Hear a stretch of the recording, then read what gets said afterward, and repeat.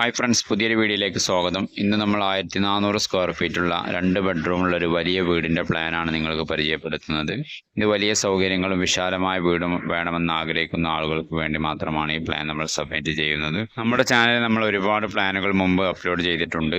600 square feet മുതൽ നിരവധി വീടുകളുടെ പ്ലാനുകൾ നമ്മൾ അപ്ലോഡ് ചെയ്തിട്ടുണ്ട്.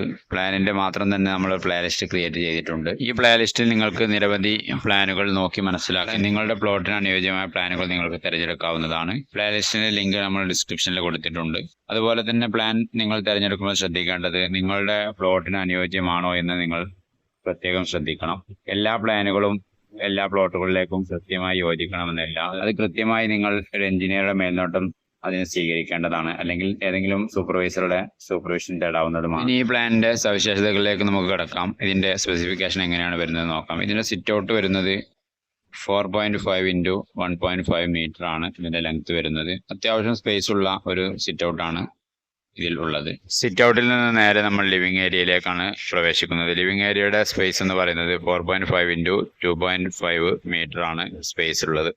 അവിടെ നിന്ന് നേരെ നമ്മൾ ഡൈനിങ് ഏരിയയിലേക്കാണ് നമ്മൾ പ്രവേശിക്കുന്നത്. ഡൈനിങ് ഏരിയയുടെ സ്പേസ് എന്ന് പറയുന്നത് 3.3 മീറ്റർ ഡൈനിങ് ഏരിയയാണ് അവിടെ സെറ്റ് ചെയ്തിട്ടുള്ളത്. സ്പേസ് ആയിട്ട് അവിടെ 6.2 മീറ്റർ സ്പേസ് ഉണ്ടെങ്കിൽ നമുക്ക് യൂസ്ഫുൾ ആയിട്ട് ഉപയോഗിക്കാൻ പറ്റുന്നത് ഒരു 3.3 മീറ്റർ ഇൻറ്റു 4 മീറ്റർ ആണ് അവിടെ ഡൈനിങ് ഏരിയ നമുക്ക് ഉപയോഗിക്കാൻ കഴിയുന്നത്. ഡൈനിങ് ഏരിയയുടെ ഇടതുവശത്തായിട്ടാണ് 2 ബെഡ്റൂമുകളും പ്ലാൻ ചെയ്തിട്ടുള്ളത്. 2 ബെഡ്റൂമുകളുടെയും സൈസ് ഒരേപോലെ തന്നെയാണ്. 3.3 മീറ്റർ ഇൻറ്റു 3.6 മീറ്റർ ആണ്. 2 ബെഡ്റൂമും അറ്റാച്ച്ഡ് ബാത്റൂമും ഒരു ബെഡ്റൂമിൽ ഒരു ഡ്രസ്സിംഗ് ഏരിയയും സംവിധാനിച്ചിട്ടുണ്ട്. ഡൈനിങ് ഏരിയക്ക് വലതുവശത്തായിട്ടാണ് വിശാലമായ കിച്ചൺ അറേഞ്ച് ചെയ്തിട്ടുള്ളത്. കിച്ചൻ്റെ സ്പേസ് എന്ന് പറയുന്നത് 3.3 മീറ്റർ ഇൻറ്റു 3.5 മീറ്റർ സ്പേസ് ആണുള്ളത്.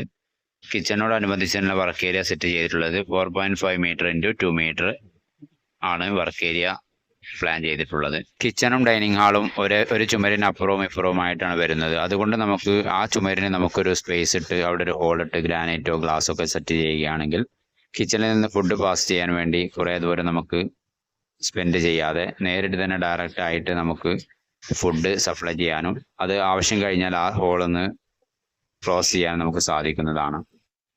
കിച്ചണിലേക്ക് പോകുന്ന വഴിയിലാണ് നമ്മുടെ സ്റ്റെയർ വരുന്നത്. സ്റ്റെയറിന് അടിയിലുള്ള സ്പേസിലാണ്, സാധാരണ നമ്മൾ ബാത്റൂമൊക്കെ കൊടുക്കുന്ന സ്പേസിലാണ് നമ്മുടെ സ്റ്റോർ റൂം നമ്മൾ അറേഞ്ച് ചെയ്തിട്ടുള്ളത്. അത്യാവശ്യം സ്പേസ് ഉള്ള ഒരു ചെറിയ സ്റ്റോർ റൂമും അവിടെ ഉണ്ട്. ചുരുക്കി പറഞ്ഞാൽ ഈ വീടിൻ്റെ എല്ലാ റൂമുകളും അത്യാവശ്യം സൗകര്യമുള്ള ഒരു വീട് തന്നെയാണ്.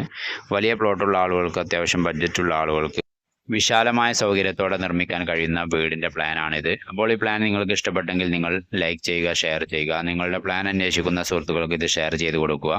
ഇതുപോലത്തെ നിരവധി വീടുകളുടെ ചെറുതും വലുതുമായ നിരവധി പ്ലാനുകൾ നമ്മുടെ ചാനലിലുണ്ട്. അതിൻ്റെ പ്ലേ ലിസ്റ്റിൻ്റെ ലിങ്ക് ഡിസ്ക്രിപ്ഷനിലും കമൻറ്റിലും നമ്മൾ പിൻ ചെയ്ത് വെക്കുന്നുണ്ട്. വീഡിയോ കാണുക. ഇതുപോലെ വീട് പണിയുമായി ബന്ധപ്പെട്ട വിവിധ വിഷയങ്ങൾക്ക് വേണ്ടി ചാനൽ സബ്സ്ക്രൈബ് ചെയ്യുക. Thank you for watching video.